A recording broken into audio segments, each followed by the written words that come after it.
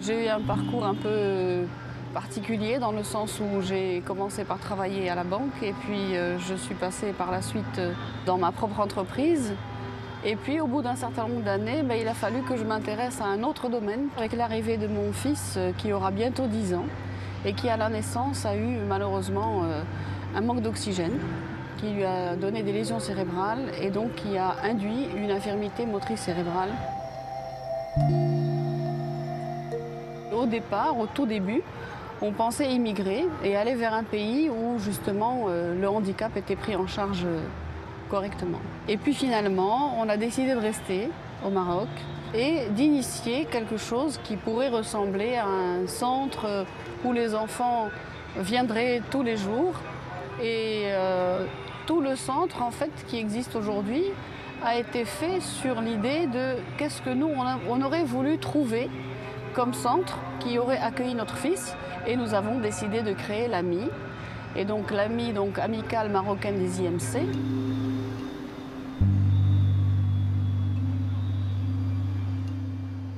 Nous avons commencé par faire un petit peu le tour de la question en voyant qu'est-ce qui existait au Maroc et puis qu'est-ce qui existait aussi ailleurs. Donc on est souvent allé en France, on avait visité beaucoup de centres.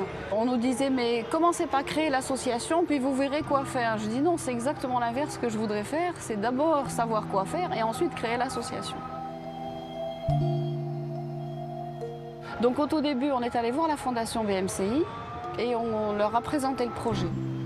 Elles avaient envie de faire quelque chose, mais en se disant que la fondation BMCI devait aller vers la fondation BNP Paribas et donc prendre le projet de façon groupée, que ce soit les deux fondations qui puissent agir au niveau de l'AMI. Bien sûr, on était très très heureux et puis on se disait ils nous ont fait sacrément confiance.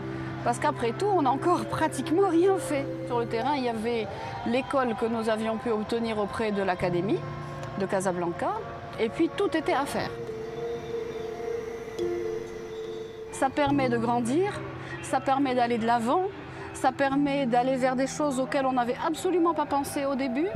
Et puis surtout, ça permet un entraînement. Ça a un effet d'entraînement puisque aujourd'hui, on est comme une petite PME, on a quand même 22 personnes qui travaillent.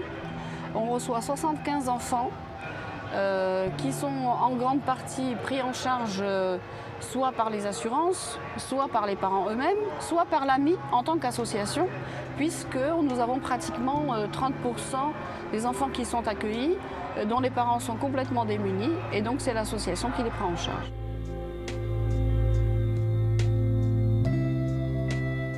J'ai tout donné de ce que je pouvais donner, et je continuerai encore à donner.